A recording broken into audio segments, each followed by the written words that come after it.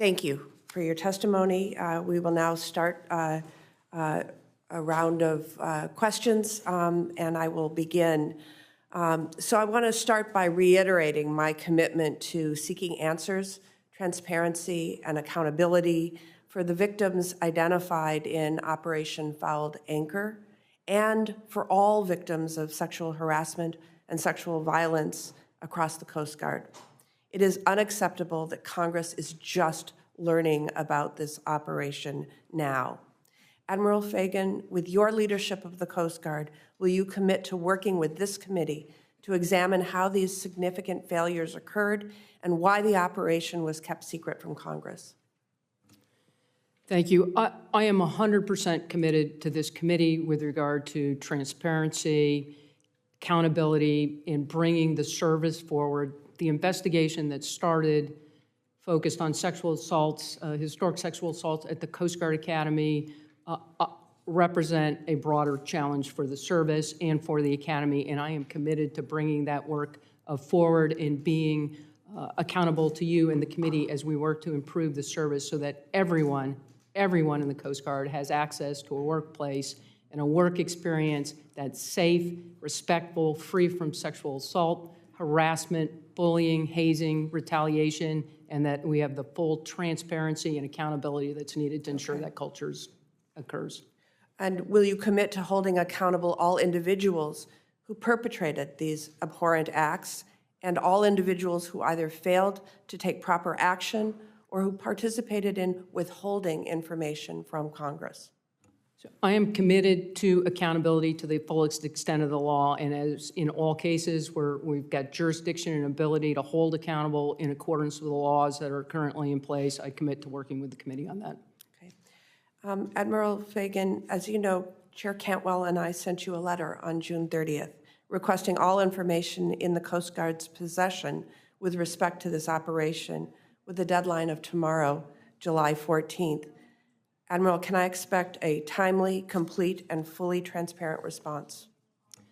Yes, Senator, you can expect a timely and complete response. We will have that draft to you and your team by tomorrow. Thank you. During the course of Operation Fouled Anchor and since the completion of Operation Fouled Anchor, has the Coast Guard pursued any punitive or administrative actions against any of the subjects identified in the operation? For those subjects that we had jurisdiction over, we did pursue accountability.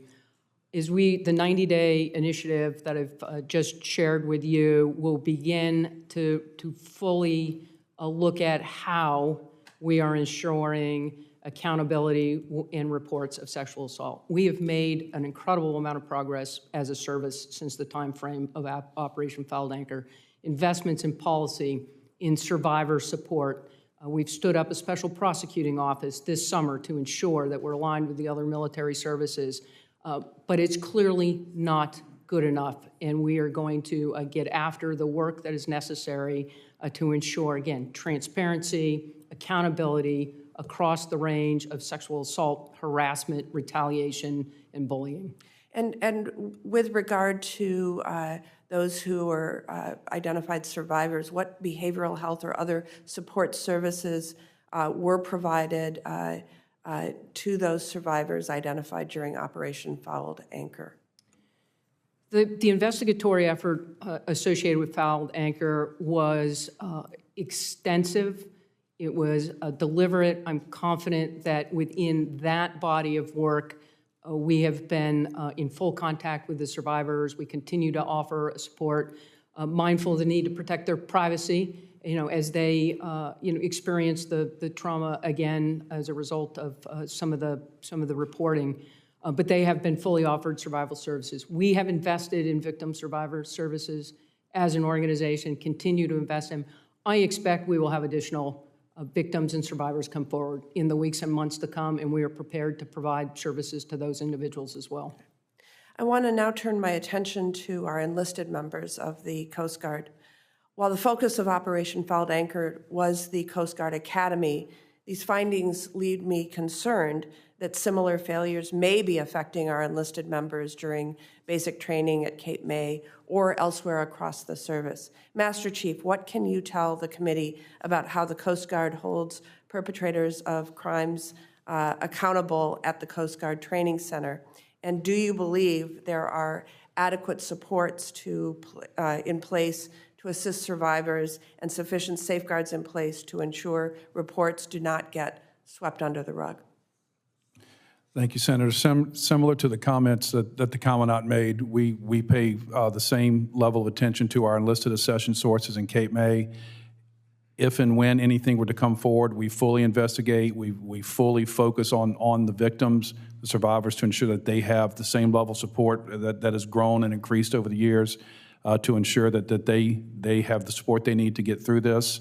And I commit to the committee that the same thing that applies at the Coast Guard Academy. We look to get better every day and strive for perfection every day. We make those same efforts at our enlisted training centers. Thank you. Senator Sullivan.